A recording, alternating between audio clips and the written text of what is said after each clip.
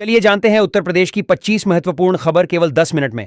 लेकिन उससे पहले अगर आप लोगों ने अभी तक चैनल को सब्सक्राइब नहीं किया तो जरूर कर लीजिए।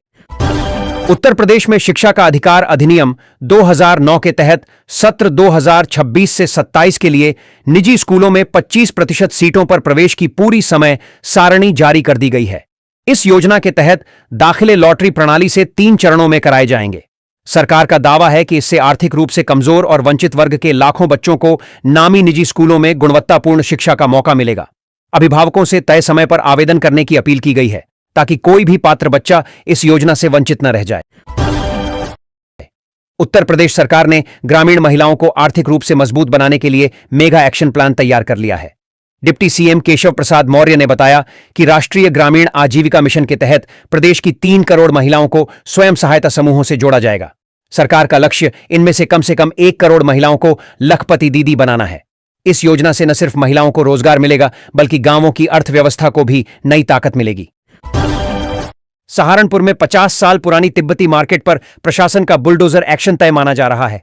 अतिक्रमण हटाने को लेकर 18 जनवरी को दुकानदारों को नोटिस जारी किया गया था, लेकिन कई दुकानदारों ने नोटिस फाड़कर विरोध जताया। इसके बाद प्रशासन ने सख्त रुख अपनाते हुए कार्रवाई की तैयारी शुरू कर दी है। इस फैसले से इलाके में तनाव का माहौल है और भारी पुलिस बल तैनात किए जाने की संभावना जताई जा रही है। उत्तर प्रदेश के झांसी से रिश्तों को शर्मसार करने वाला मामला सामने आया है, जिसने सोशल मीडिया पर हलचल मचा दी है। एक पति ने अपनी पत्नी को उसके प्रेमी के साथ होटल के कमरे में रंगे हाथों पकड़ लिया और तुरंत पुलिस को बुला लिया।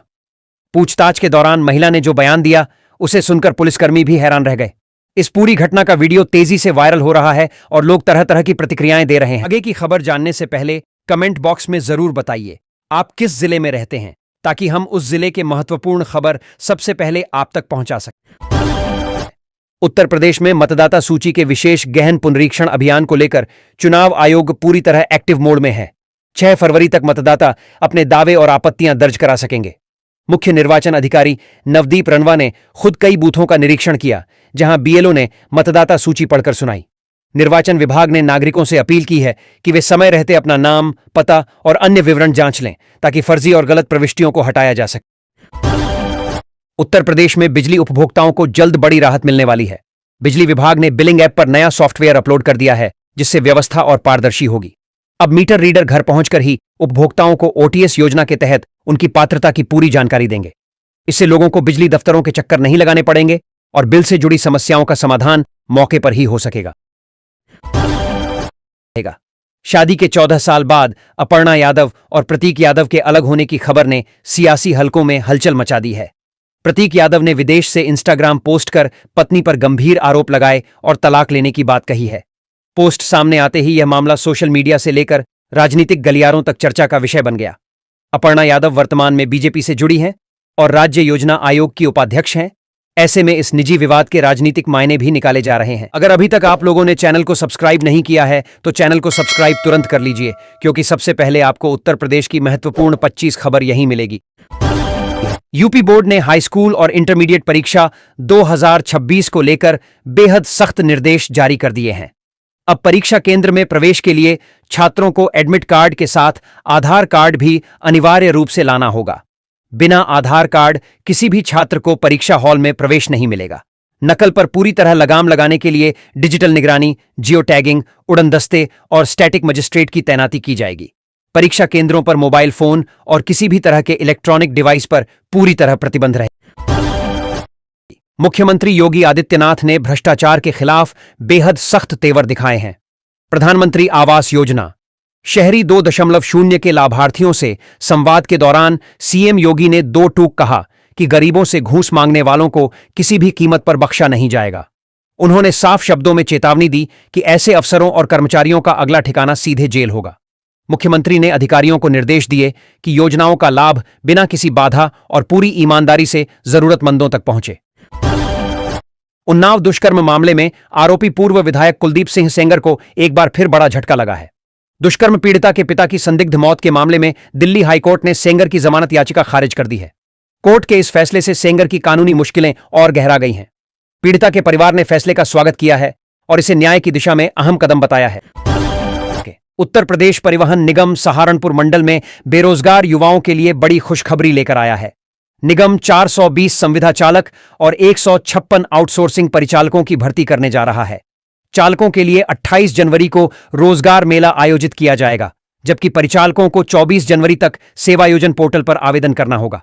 खास बात यह है कि 8वीं और इंटर पास युवा भी इस भर्ती में आवेदन कर सकते हैं, जिससे रोजगार के नए रास्ते खुलेंगे। राजा भैया और उनकी पत्नी भानवी सिंह के बीच चल रहे घरेलू विवाद में सुप्रीम कोर्ट ने अहम हस्तक्षेप किया है। शीर्ष अदालत ने दिल्ली हाईकोर्ट को निर्देश दिया है कि घरेलू हिंसा के इस मामले में 4 महीने के भीतर फैसला सुनाया जाए। कोर्ट ने स्पष्ट किया कि मामले को अनावश्यक रूप से लंबित न रखा जाए। इस केस की अगली सुनवाई 12 फरवरी को होगी, जिस पर सभी की नजरें टिकी हुई हैं। प्रदेश को एक और बड़ी इंफ्रास्ट्रक्चर सौगात मिलने जा रही है। 594 किलोमीटर लंबा गंगा एक्सप्रेसवे फरवरी के दूसरे सप्ताह में आम जनता के लिए खोल दिया जाएगा। यह एक्सप्रेसवे मेरठ से प्रयागराज तक सीधी और तेज कनेक्टिविटी देगा। फास्टैग के जरिए टोल 1 से 1.5 सेकंड में कटेगा। अनुमान है कि कार से पूरे सफर का टोल करीब 1515 रुपए होगा। परियोजना अंतिम चरण में है और उद्घाटन की तैयारियां तेज।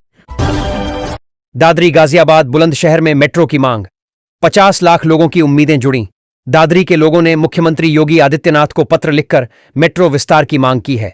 डॉक्टर आनंद आर्य प्रतिनिधि सभा के जिला उपाध्यक्ष ने कहा कि तेजी से बढ़ती आबादी और बढ़ते ट्रैफिक को देखते हुए मेट्रो अत्यंत आवश्यक हो गई है।